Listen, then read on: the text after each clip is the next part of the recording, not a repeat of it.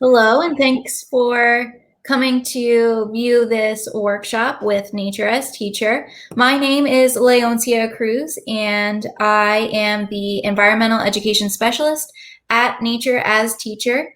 And just a little bit about myself is I came to Clemson University for the Nature as Teacher program through the University of Idaho, where I received my master's in science communication and environmental education.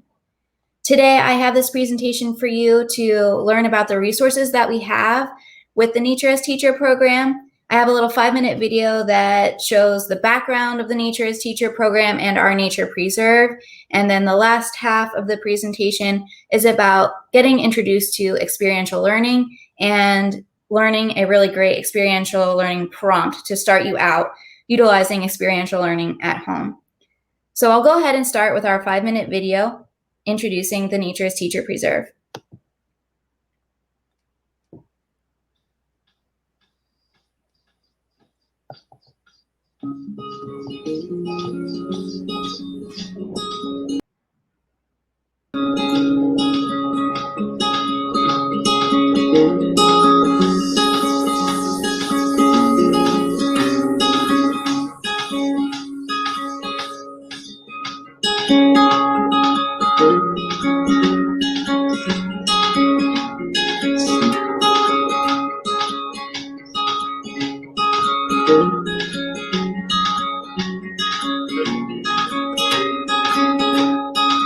A piece of land in South Carolina that's almost the identical size of Central Park. So it's a big piece of land.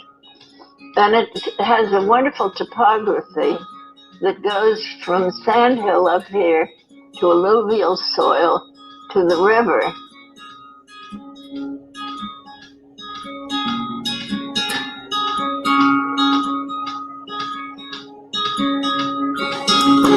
I immediately felt a kinship to Margaret Lloyd because I feel like the way I grew up was something she would have known and appreciated from what I came to learn about her.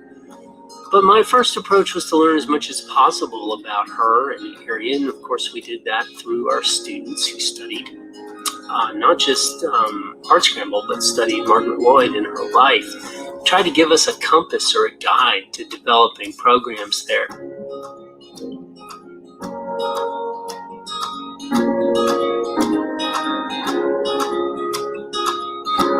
She wanted it available to middle school children who would learn about nature and nature's place in society and what it means to society.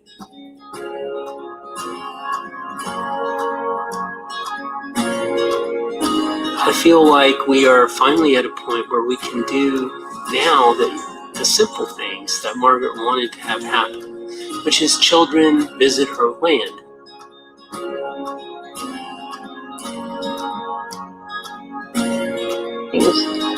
Animals, fish, insects, birds, plants, everything.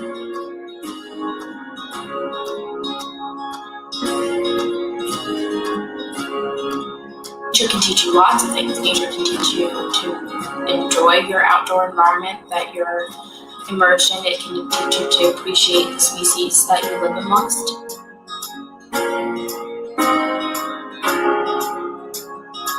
Nature connects us to each other, to communities.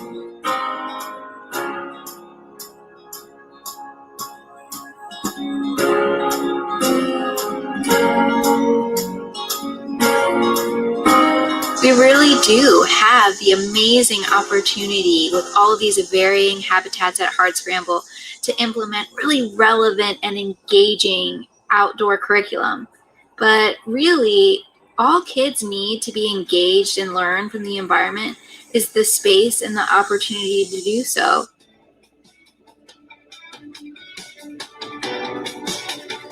I think it's going to be a really great thing for this community. I mean, it's just going to give something for many generations to enjoy.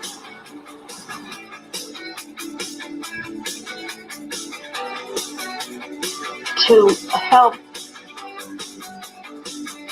kids recognize that everything is connected to everything else.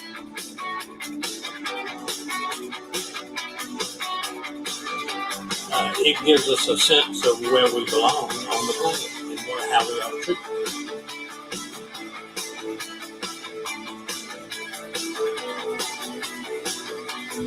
Setting is just so perfect that I even see adults getting really into the outdoor education, catching that childlike enthusiasm, being able to see the wonder in the outdoors, and it's just a great place for everyone to learn from nature. Try to find time to go outside as much as possible. It's as simple as that. And if you do it right, you make these connections that last for generations. Nature is something where you can learn, and it is more interesting than you think it is.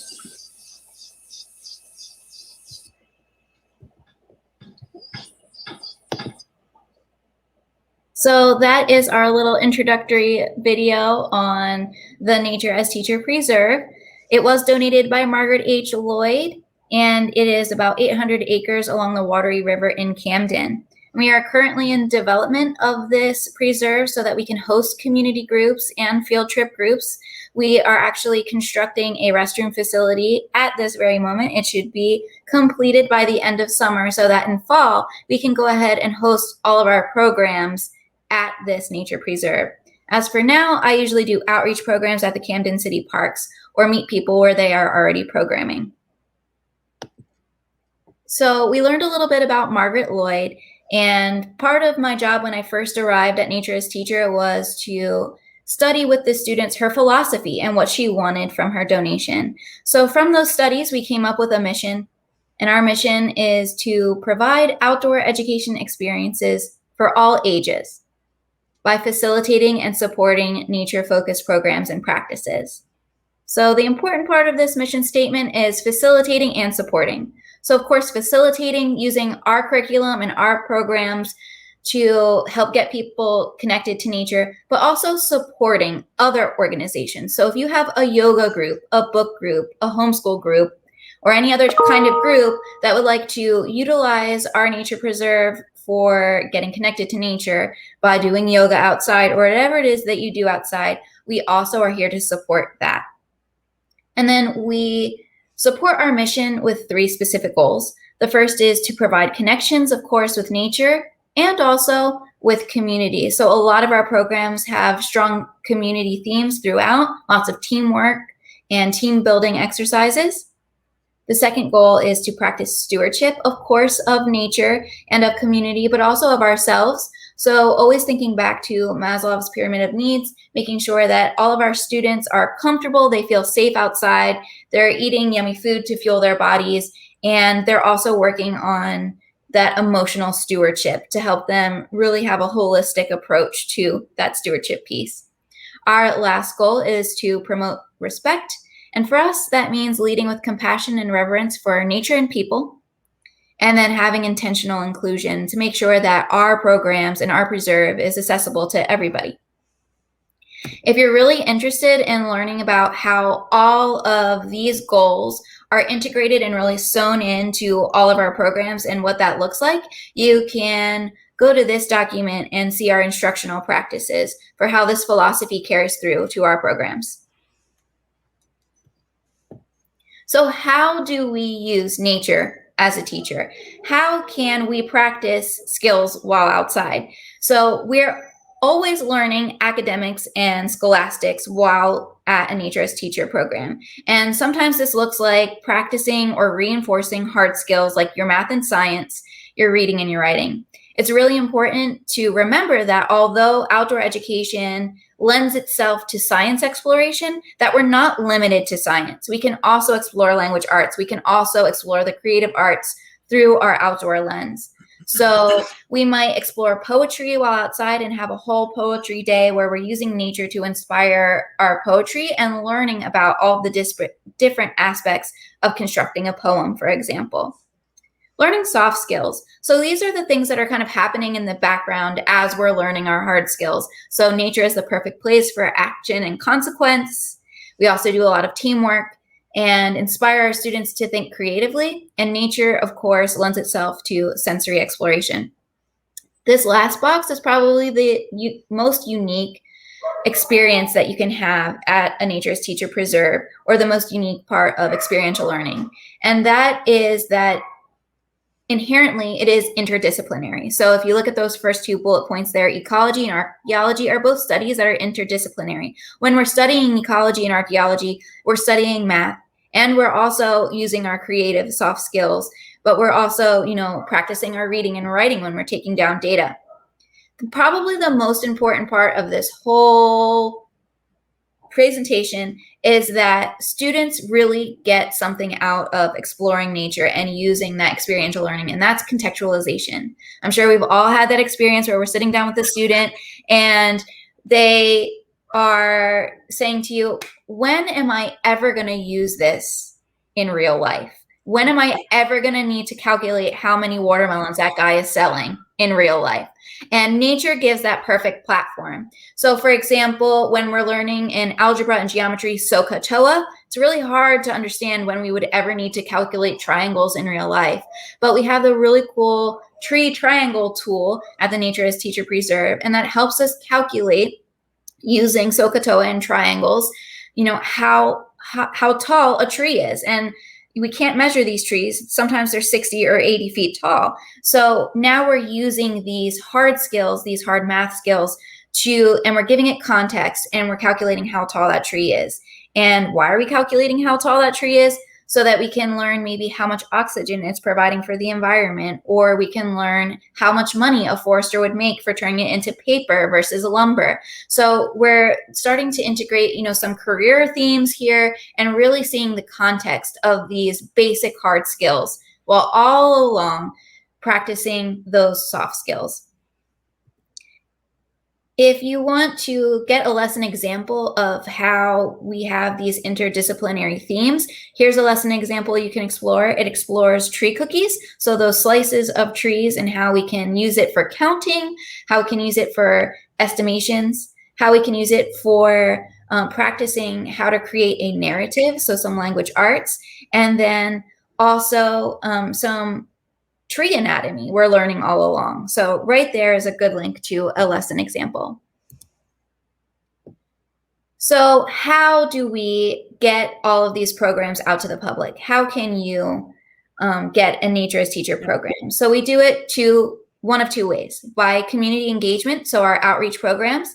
So later on this slide, I'll have a link that will link you to the outreach programs that we are already running through Camden City Parks. They're always free and open to the public, so that you can come out and just come to a program, and they have varying subjects. Some days we learn about mammals, some days we learn about water cycle, just depends, but it's a good opportunity to just get out of the house, go outside, and be practicing some academics in the background all along. Then you can also book a table activity. So this is great for like fairs or conventions where we have a table set up and people can passively come by, learn about a quick little theme, and then do a very short activity. And then our last community engagement is our community workshops. And this is usually in conjunction with an organization or a business that already exists. For example, we did a workshop called Earth Tones with a local art studio. So we taught some soil science and some composting tips, learned all about dirt and soil, and then we worked with that art studio to come up with an art project that utilized all earth tones. So we can also meet you where you're at and kind of engage with that nature lens through what you're already doing. And then, of course, the second half is that K-12 field trips. So we can organize field trips with you by South Carolina State Educational Standard if that's something that you use. Maybe you have a third grader and you got to standard 3.2.1 and you have no idea how to approach this. We can usually set up something for you that we're exploring that standard through nature exploration. It can be simply by academic subject or topic. So I want to practice doing averages, median, and mode with my students. I want to practice, doing poems with my students.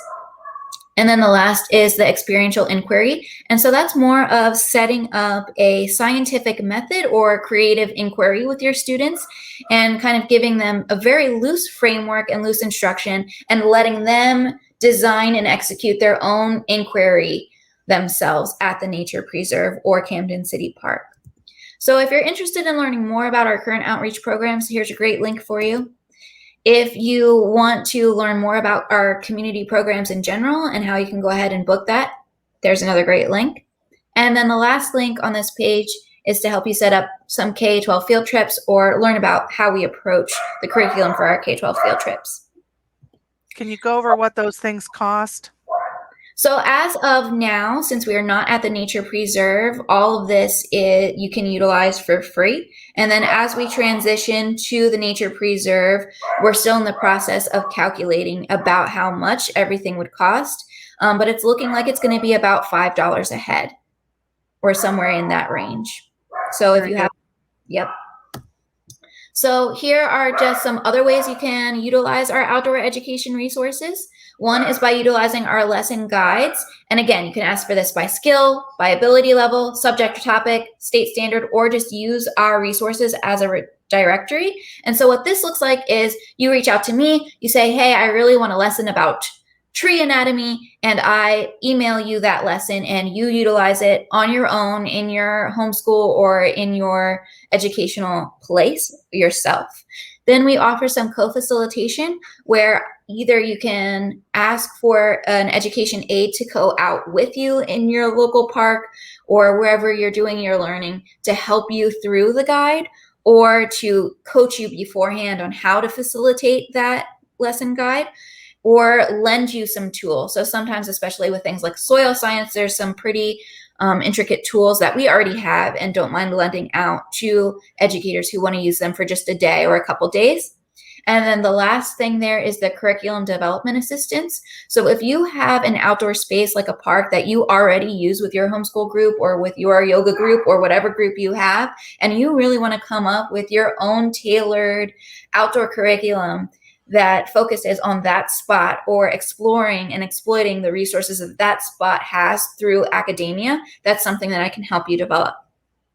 And then, of course, that last box, you can utilize our field trip experiences out at the Nature Preserve or setting up through Camden City Parks, just like we talked about on that last slide. And if you wanted to learn more about the co-facilitation, because that is something that's kind of unique to the Nature as Teacher program, we did a middle school soil circus with Lugoff Elgin Middle School. So I have those resources here if you wanted to look through them and see kind of what it looks like to co-facilitate. And you offer those resources and lesson guides and things for free. You'll do that as a free service? Yep. So it's free, and the only thing that would cost, in the future when we're set up at our preserve is when you come out for our field trips there, or of course if some equipment is damaged or something like that. Excellent. Yeah, it's amazing. So I just wanted to provide all of my contact information here. We do have a mailing list that keeps you current on all of the outreach programs that we do and where we are with the construction on our Nature Preserve.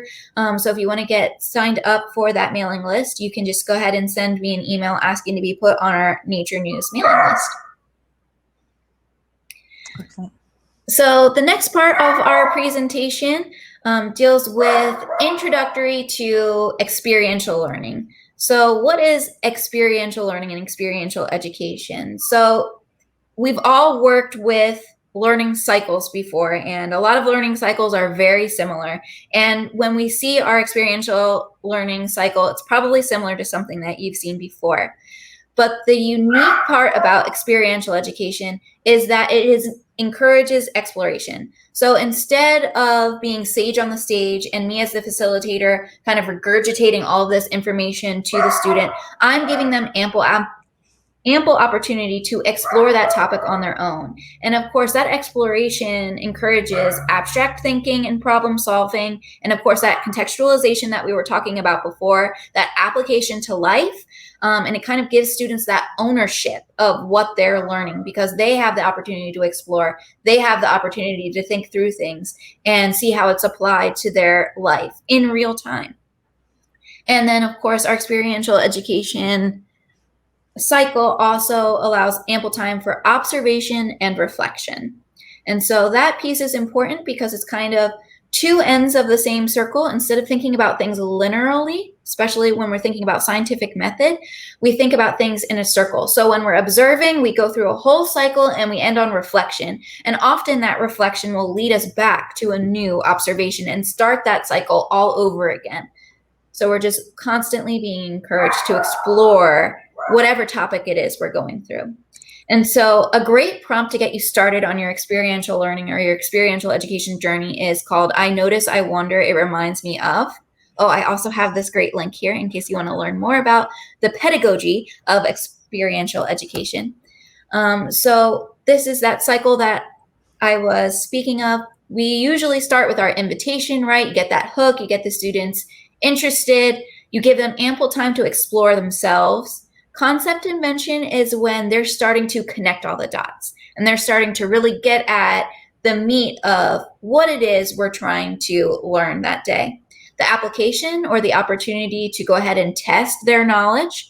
And then, of course, reflection, to think back on all of those previous steps and give it even more context. And often reflection leads to more questioning, extrapolation, and then invites you to either go on a related learning experience, or maybe you've completely branched off and now you're invited to learn about something new.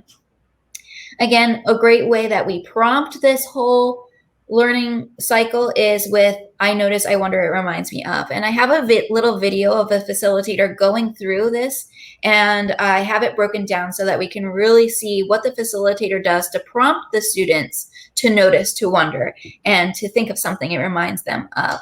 And then at the end, I have a couple of examples of how a student or a group of students has gone through this cycle before in the past.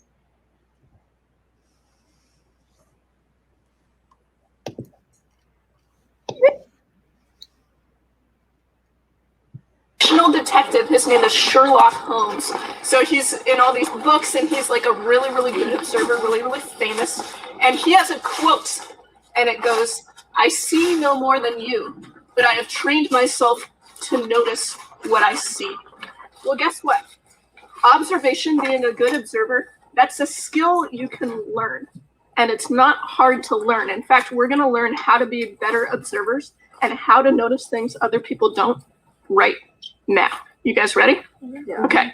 Everyone, pick up a leaf that looks kind of like this. Hold it up in the air when you have a leaf. Making an observation is beginning a sentence with the words I notice and then describing something that you find out with your senses. So an example on this leaf would be, I notice there's black dots on the top. I notice the edges are kind of smooth. What an observation is not is identifying it. If I look at it and I say, I notice it's a leaf, that's not an observation because I already knew it's a leaf. It's stuff that I find out in the moment.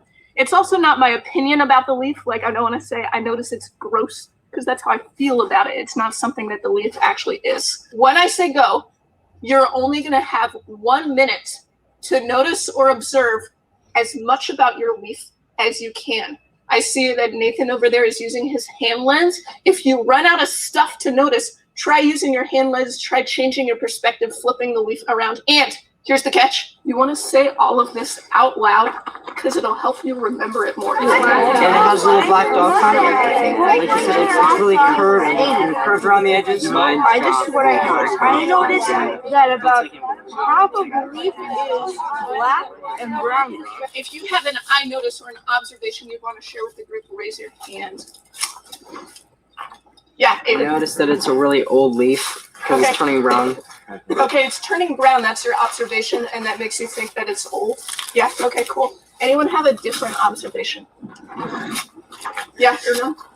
That they have like the same texture on both sides, but one looks smoother than the other. I observed my leaf, and it has a lot of different colors, like green, yellow, and red. Okay, nice. I like, by the way, how people are observing different things. Some people are focusing on texture, others are focusing on color. That's a lot of information we just got about our leaves. Your next goal is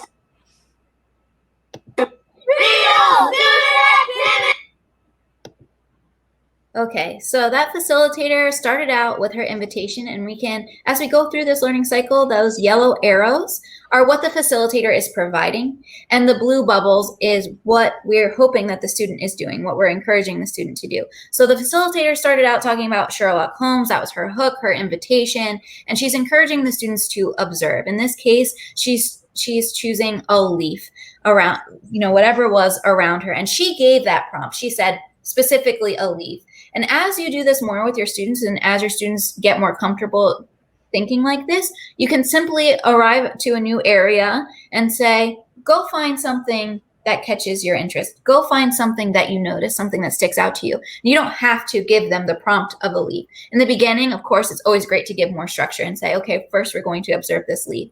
Also, notice how the facilitator, she didn't make them guess what an observation was. She gave them very clearly how to observe. Use your senses, make sure we're not using our feelings, and we're not making inferences. So she kind of guided them along as they made all of those observations.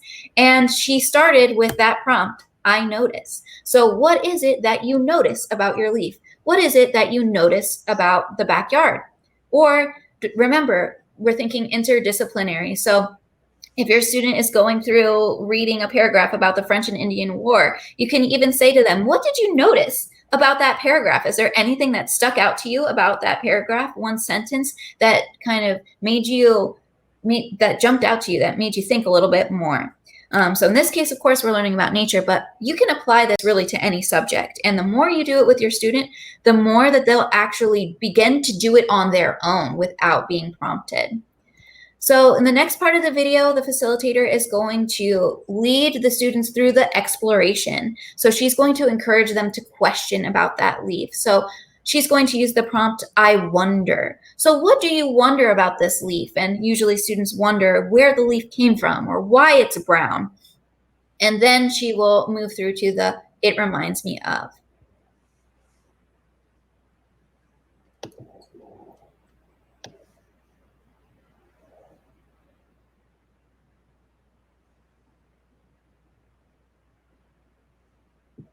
Ask as many questions, as many I wonders as you can about your leaf. I wonder if it's from this tree.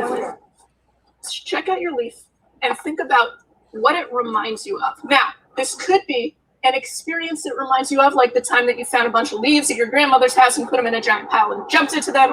It could be something you know about leaves. It could also be what it actually looks like. So my leaf with this little crack kind of reminds me of a fish. What does yours remind you of? A feather. A feather, cool. Mine reminded me of that too. Yeah, George. Surfboard. A surfboard, totally, dude. Yeah, Alexis. Mine kind of reminds me of a map because the veins would be the streets and then in between would be the houses. Okay, cool. So those three things, I notice, I wonder, it reminds me of. You can use to find out information about anything in nature. Take a look at your. Okay, so the facilitator led them through the questioning, the exploration, and then now she's helping them make connections by using the prompt, it reminds me of. So she used the example that her fish or her leaf reminded her of a fish. And that might seem a little silly, but here we're learning how to recognize patterns. So patterns in nature, patterns in art, shapes, colors, these things could be all related. And then, when we're thinking maybe about the French and Indian War, well, what does this remind you of? And the student might say, oh, this kind of reminds me of another war that I was reading about before, or, it reminds me of something that I already know about what we're seeing or what we're observing, and help them make those connections, help them move toward that concept invention, help them move toward the meat of really what it is that we are exploring that day. And of course, we start that part of the prompt with, it reminds me of. So we're going to watch the last part of this video, and the facilitator really sets this up so that she is encouraging the students to use this frame of thinking all day long and really setting them up to move through the whole rest of that learning cycle.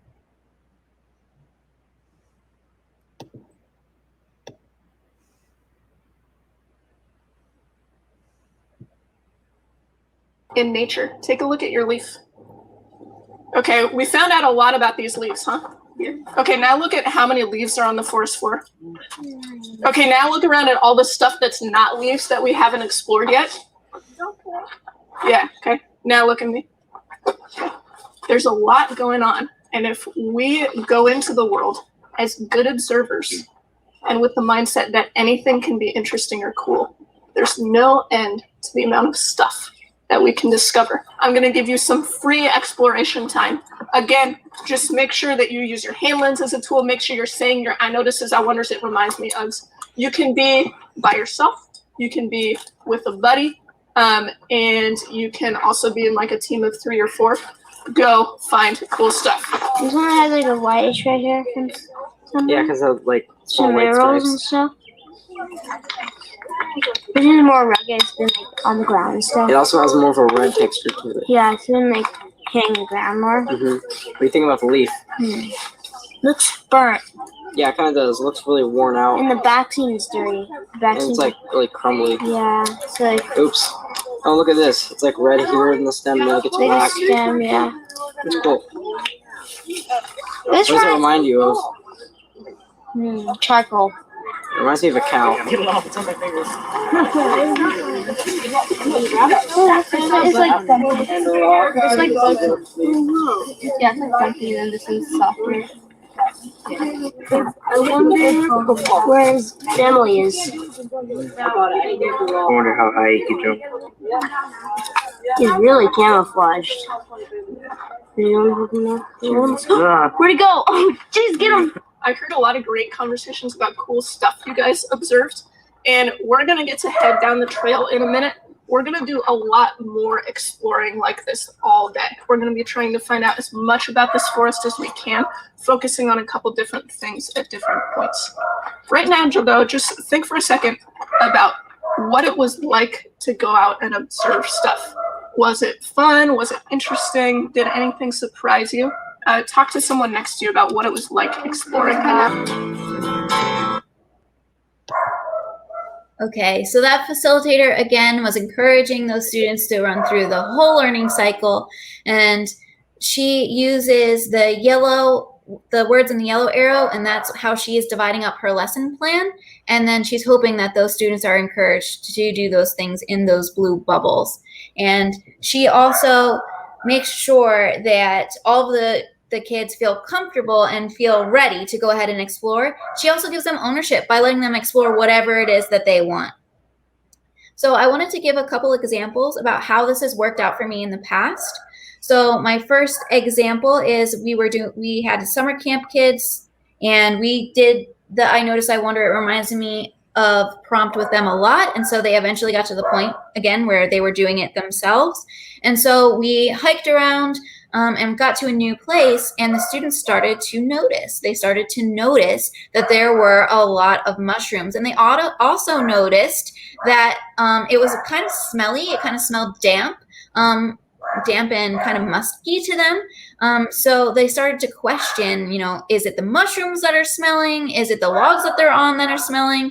And through their connections, or it reminds me of rotten eggs. So, I know when things are decomposing that they start to have a smell. So they started to infer that, there was some decomposition going on. So then they came up with their very own chicken and an egg conundrum, where they started to question, is it that the mushrooms are decomposing the log, or actively? So which came first, the mushrooms decomposing the log, or is the log decomposing, which encouraged the mushrooms? So they kind of came up with this question, this chicken and egg. Is it the mushrooms decomposing the log, or are they here because the log was already decomposing? Again, because of that connection of that smell, it reminded them of those rotten eggs, those decomposing eggs.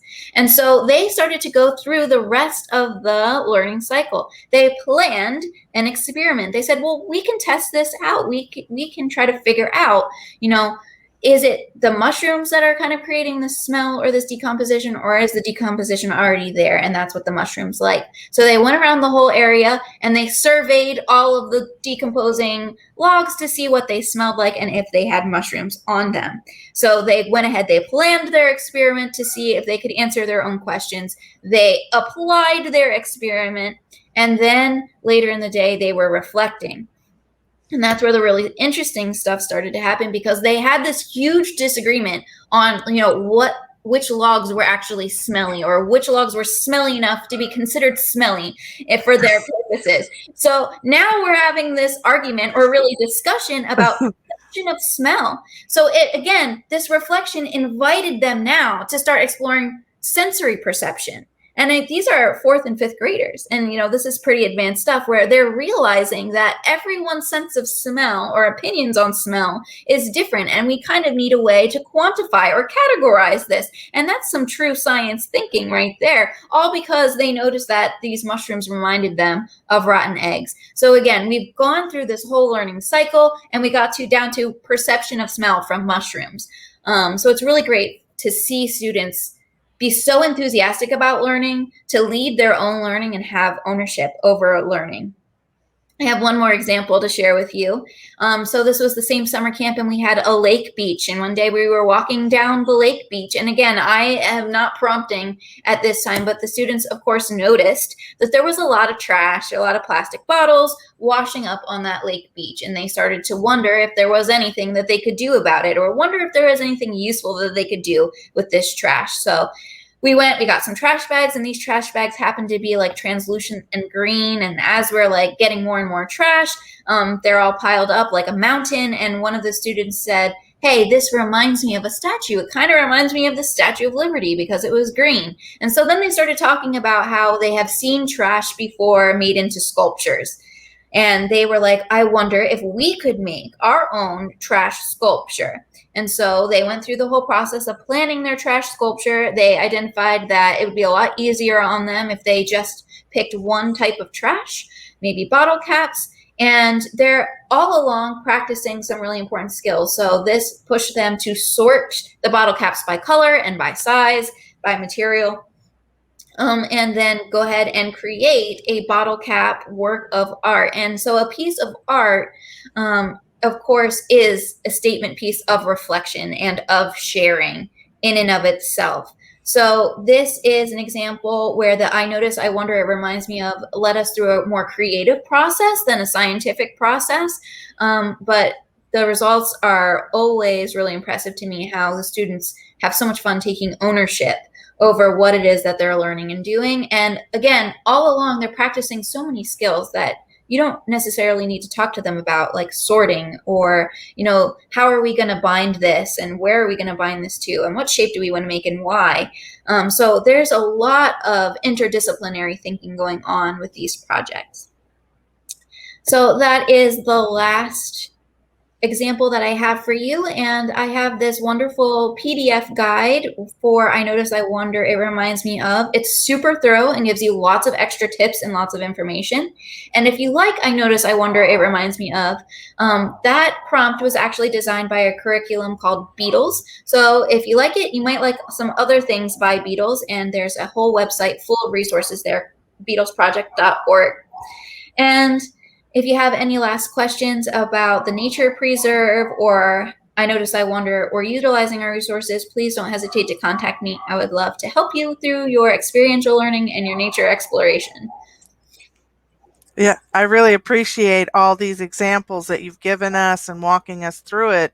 When you first described that I Notice, I Wonder, it felt very like preschool, early elementary to me, but the example of the middle school, high school age kids going through that same activity, like it brings that connection. Like I feel like a lot of our older kids and even our adults are getting like this disconnect from nature. We're so bound to our computers anymore that we don't know what to do in nature, and that is such a practical, actionable way to walk them through how to get connected and excited about nature. And Exactly. And all the while we're practicing our scholastics and our academics, and so it really is actually an important way to prompt any kind of exploration or exploratory thinking process. Right. Which we like those academic kind of buy-ins by the time we get to high school and middle, all this time has to has to count. You know, and it always does. That's one of the things that we talk about a lot in the homeschool circles, that you know, these things all do count. Learning happens 365 days a year. And you know, and it's not in just some setting that says this is our learning time and space. And so teaching yourself and getting used to that kind of mindset of, you know, actively learning is really cool. Really cool. Very cool. So I appreciate you coming and sharing that with us. And I hope a lot of people will take advantage of the amazing resources that you've provided for us. So yeah, thanks I a hope lot. that you get a lot out of it, and I hope to be hearing from y'all soon. Okay, great. Thanks a bunch. Thank you. Bye-bye.